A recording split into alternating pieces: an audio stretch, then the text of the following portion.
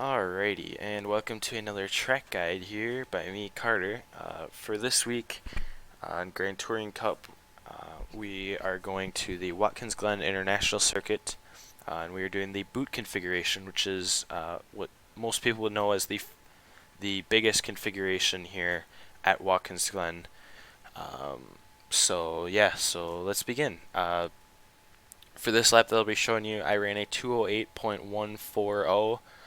I'd say that this was a pretty fast lap. There isn't really much to Watkins Glen. There's a lot of just flowing corners.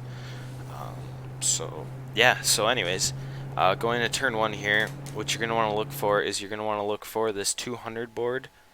That's where you're going to want to start your braking zone. Or if you don't want to look at the board and you want to stay in front of you, this track does have a lot of pavement changes that are going to be very useful when turning in and braking for corners. So you can also look for that as you're going to be braking right about when the pavement changes from this lighter color to this darker color. But anyways, once you hit that, you're going to want to shift down from 6th to 4th, and you're going to want to find this inside curb here as you're shifting down to 4th gear. And the trick to this curb is, as you can see, this right side of the curb is elevated compared to this bottom side of the curb. You want to stay off of this right side of the curb as much as possible, as it can unsettle the car and throw your car onto two wheels potentially. So you want to kind of find the limit as to how far you can push it without basically doing a wheelie in your car. But for me, what I like to try to do is, as soon as I find the apex of this corner and I know that I'm good to corner out, that's when I'll put it on the throttle. And the interesting part about turn one here at Watkins Glen is, if you'll see, this is all pavement here, so you can go as far out as you want. You can go all the way to the tires if you want. But just from my time racing here at Watkins Glen, I found that probably the ideal line is right about here. This is as far out as you want to track out.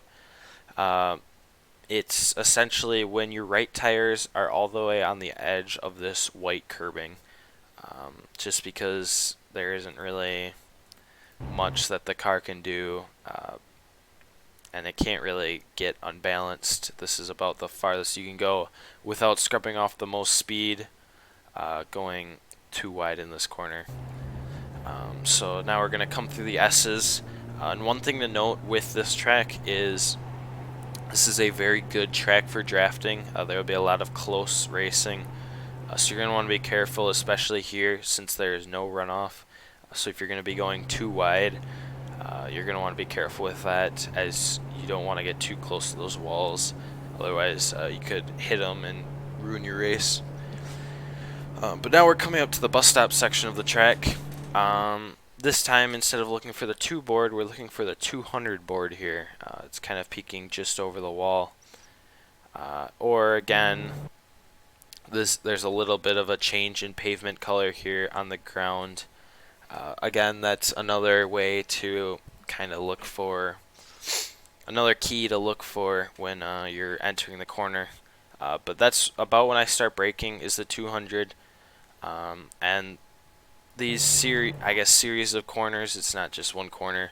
It's a right, then a left, then a left, then a right. You want the best line through here so that you A, don't scrub off the most speed, and B, I guess don't scrub off the most speed. I don't know what else you can say. But anyways, you'll see me shift from 6th to 5th here. And with these 4 series of corners, you want to use the curbs to your advantage. You want to use them as if that is the shortest way around this corner, especially this first one. This first one you want to cut almost entirely. Heck, you even probably want to get your tires just on the grass here a little bit. But you'll see me brake going into the corner, and then once I'm through the first part, you'll see me ease onto the throttle. Again, this corner you want to use as much of the curb as possible. And then right about when you're halfway through the bus stop here, is when you're going to want to throttle, or get onto the throttle, excuse me. And then you also want to use this curb on the inside and then the following curb once you get on the throttle. So yeah, so then up to 6th gear, then we get immediately into the carousel. And then for the carousel, what I try to do is I try to start my turn-in when I'm kind of on this like outside line here. That's about as far out as I want to go onto the track. And then you'll see me stay in 6th gear through the entire corner. And the idea of this corner is you'll see me throttle into it. I'll start easing onto the throttle here, but you want to hug this curb as much as possible. You want to stay to the inside of this corner so you don't drift all the way out to the outside. So I'll get off the corner here, and then you'll see me get back onto the throttle. For fuel purposes, you want to get back onto the throttle when you're about halfway through the corner, or at least it feels like this corner kind of feels like it goes on forever, but it doesn't, I promise. When you see this sign, which is another visual cue as to when you want to throttle, that's about when you're halfway. So throttle when that sign is right in front of you, and thankfully your car won't drift too far out to the outside. Obviously with worn tires, everything gets a little bit worse, but you're able to go as far out to the left as this curbing because the grass doesn't come for a while. So you want to use most of this curbing, if not a little bit of grass here too. So now entering into the boot, this is when we start to use the pavement changes quite a bit. So you're going to want to look for when the darker pavement meets the lighter pavement here. That's when I start braking. I'll go from 6th down to 5th. And then you'll see me turn into this corner. I'll kind of stay to the middle to start this corner. For this one right here, it kind of feels like there's 3 different apexes just because it feels like the curb sticks out in 3 different spots. So for this first little apex here, you kind of want to stay towards the middle, if not a little inside middle. And then you'll see me, I'll even ease the brake here. I'll trail brake a little bit just to make sure that I have the turn-in that I want.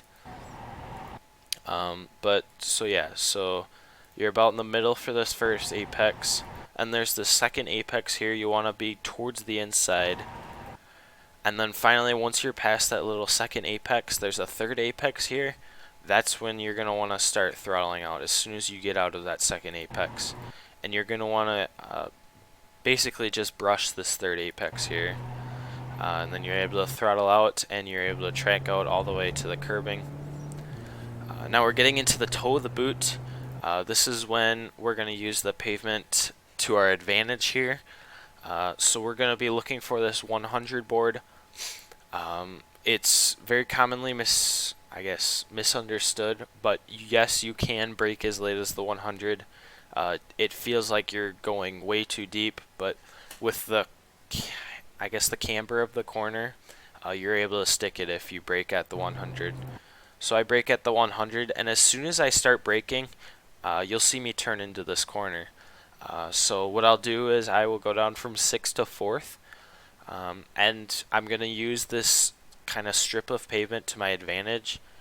So you're going to want to start inside of the strip of pavement, go onto the pavement, throttle when you're on the pavement, and then you can go outside of the pavement. So kind of like this.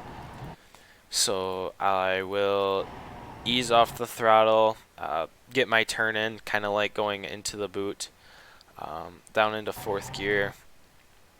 You're going to eventually want to hug this curb quite a bit, but you do want to stay off of it, however, as it is a little slanted. So yeah, you'll see my car, the strip of pavement gets closer and closer to the apex, so you'll see my car go over the pavement ever so slightly here.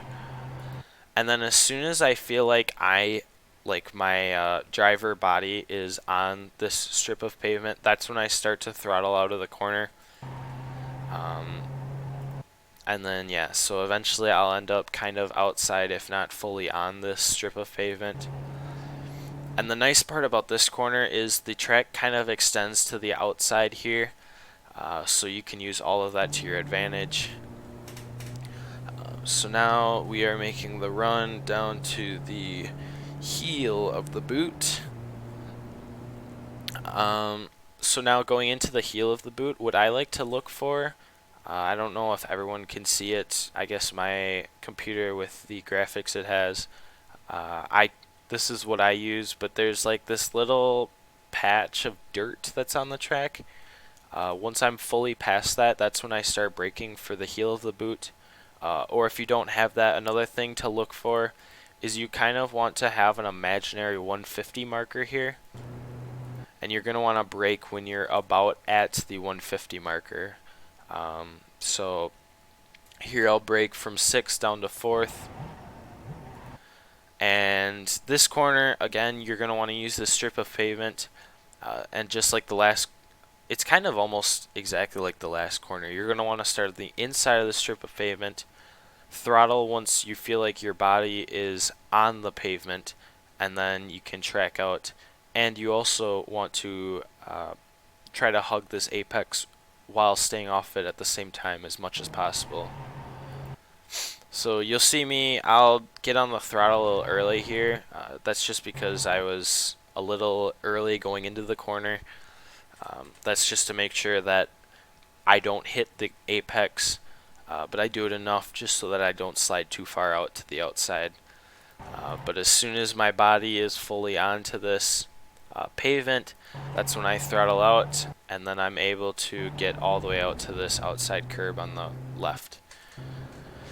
So now exiting, let's back up a little bit, exiting the boot here, it is a very big, it's a very big field corner for me. There isn't much to look for here, and obviously with different field of views and different heights, you'll see different.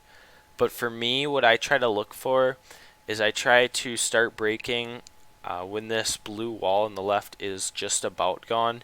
And that's also when I'll start turning in, is when it's like almost gone basically. So you'll see me go from, I believe, 5th down to 4th. Yes, that's correct. So you'll see me brake, and then I try to just barely keep the wall in view. But that's just because this corner you want to hug the apex here. So you're going to want to ease the throttle as you get closer and closer to this apex. Like the other two corners, you're going to want to stay off this apex. This one's probably one of the worst ones on the track, just because it can really upset your car and send your car to the outside of this corner here. But again, this little strip of pavement showed up again, and thankfully I like to use this strip of pavement as to when I start accelerating out of the corner. So as soon as I am basically coming up to it, that's when you'll see me get full throttle. And then you can throttle all the way out to where this track kind of extends out, even onto the curb. But just be careful you don't go too wide, as this wall is basically a few inches off of the curbing here. But yeah, so up to 5th. For the second to last corner here, unlike most cars in the Jetta, you can take this corner flat out. I do almost every time. But you're going to want to look for this 100 marker here. And you're going to want to turn basically right before the 100 marker. So you'll see me, I'll turn right before the 100.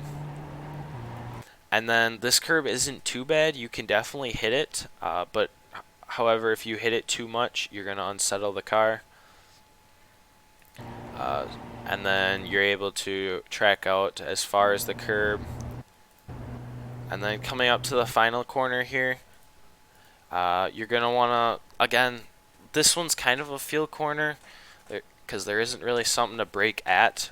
But if you want to cue, look for this tire wall on the left. And you're going to want to brake when you feel like your car is fully past the tire wall. So you'll see me brake here. I'll go from 6th down to 5th. And then the weird part about this corner, what I do and what I find is fast, is you'll see me brake completely before the corner. And this is when I'm full throttle. way before the apex even hits.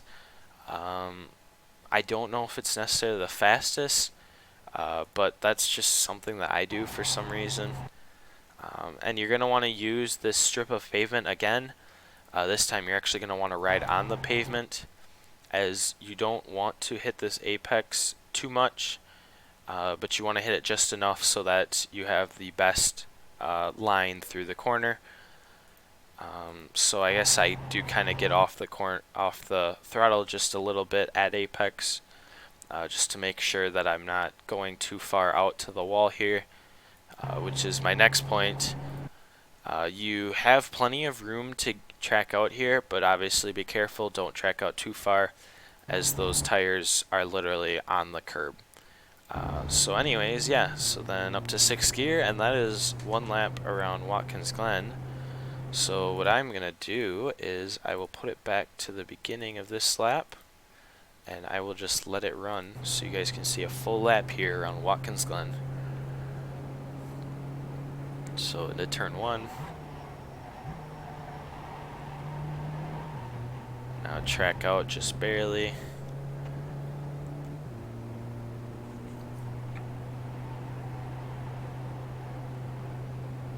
Through the S's, where it feels like you lose speed because you don't have enough power.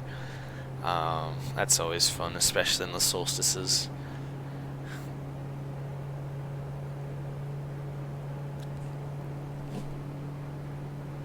Now into the bus stop and eat the curbs as much as possible.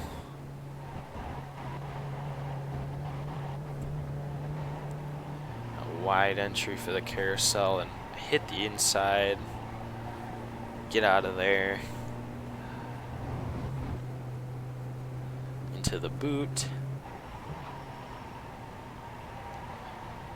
Late apex.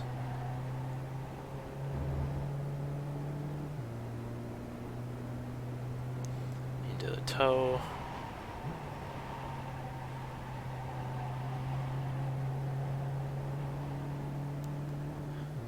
Down this straight, slowly up the hill, and then we're making the climb. Next corner in the horizon.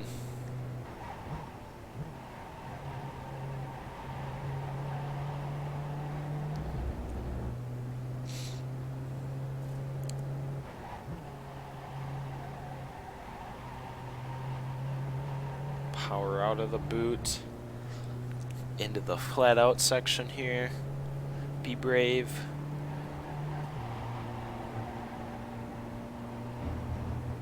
Coming up to the last corner. Get a good run onto the front straight.